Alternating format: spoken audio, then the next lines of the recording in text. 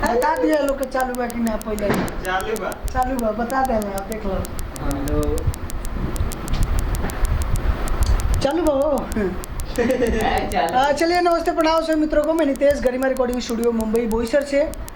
और अभी हम लोग एक बहुत ही अच्छे गाने की रिकॉर्डिंग करने जा रहे हैं, जो कि बहुत प्यारा गाना है, दिल टूटा हुआ है भाई का, और दर्द में ये गा रहे हैं, जो कि सैड सॉन्ग है और काफ़ी बढ़िया म्यूज़िक है, अच्छे कंपोजिशंस का म्यूज़िक है, जो कि न्यू ट्रैक है, काफ़ी बढ़िया लग रहा है गाना।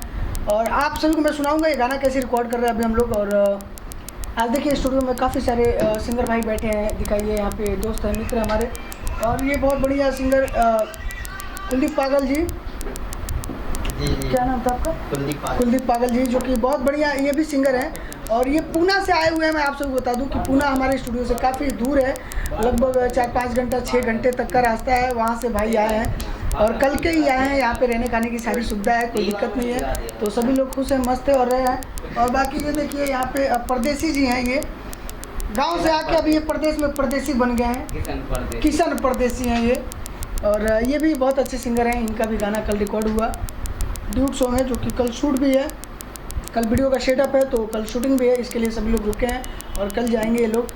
और ये भी भाई मुंबई से आए हुए हैं, जो कि बोईसर से मुंबई काफ़ी 1-1.5 घंटे 2 घंटे का रास्ता है वहाँ से आने के लिए। और अभी हम लोग जो गाने की रिकॉर्डिंग करने जा रहे हैं, उस गाने का गायक समरजीत जी हैं, समरजीत यादव, जो कि बहुत ही बढ़िया सिंगर हैं। दिखाइए इनको भैया, हिला हिला के दिखाइए एकदम के मारवा, खूब हिलाइए तो देखते रहिए आप सब है कि जितना भी नया गायक कलाकार बने वो लोग खाते हम वीडियो बनाने भैया। और रिदम का होला, स्केल का होला, बीट का होला, प्रोग्रामिंग प्राइम का होला, रिदम के ऊपर कैसे गावे के चाहिए, रिदम के ऊपर कितना बढ़िया गावे के चाहिए, भाव का होला, फीलिंग का होला, स्केल का होला, वो सारा चीज़ के बारे में हम सब आप सबके बताते रहिला, ताकि आप लोग सीखी जानी, चाहे दुनिया के कोनो भी स्टूडियो में आप जाके गाई, कोनो स्टेज पर गाई, क्योंकि सामने गाई तो आपके डर ना लगे, शर्म ना आवे, और घबराई मत, बिल्कुल भी एकदम बिंदास गाई। जितना भी अंदर के डर बा, शर्म बा, सब निकाल के बाहर फेंक दी, चाहे तो मेहरारू के लगे छोड़ के चली गई, लेकिन स्टूडियो में गईला के बाद आप एकदम चुका कि बढ़िया से गाई, ताकि मज़ा आवे। और गाना हमने के देखिए पब्लिक के सुनावे खातिर बनावल जाला, जितना भी अपन जनता बा, जितना भी श्रोता बा, भोजपुरी के सुने वाला जाने वाला जितना भी लोग बा, भगवान रूपी श्रोता जरा के बोलल जाला, श्रोता हमने के सुनेला, जानेला, देखेला, तो ओकरा खातिर हमने के गाना बनावल जाता, ताकि जो गाना होके बेस्ट होके, अच्छा होके, क्वालिटी बढ़िया होके, आवाज़ बढ़िया से आवे, मिक्सिंग बढ़िया होके, गाना के म्यूजिक बढ़िया होके। काहे कि म्यूजिक जोन बाकी भैया 80% डिपेंड करला गाना पे। गाना के पहले म्यूजिक में बाजेला, जब म्यूजिक आपके बढ़िया रही तबे लोग गाना सुनी, और गाना के मिक्सिंग जितना बढ़िया हुई उतना बढ़िया जो बा आपकी आवाज़ बनी। स्टार्टिंग पीरियड में बहुत लोग अच्छा ना गा पावेला, लेकिन अगर मिक्सिंग करे वाला अच्छा होके तो गाना के अच्छा बना देला। तो अभी हमने जो गाना रिकॉर्ड कर जाते हैं, कैसे रिकॉर्डिंग होला भोजपुरी गाना के, आप लोग देखते रही, और चैनल के लाइक सब्सक्राइब जरूर कर जाए। और भाई से हम बात कर चाहे 2 मिनट। समरजीत जी कैसे हैं आप? 1 मिनट, आवाज़ नहीं होता, बोला आप सबका आशीर्वाद बा भैया।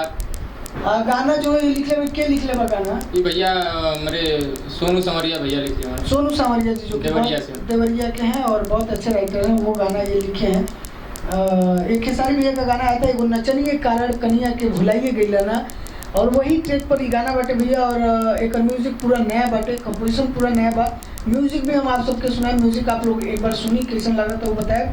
और गाना के भाव बहुत बढ़िया भाई, मुखड़ा तनी सुना भैया, गाना कैसन बतानी खाली बोल के कि लोगवा भूल जाले वादा हजार दई के, लोगवा भूल जाले वादा हजार दई के, हमरो वतनी हमरो वतनी।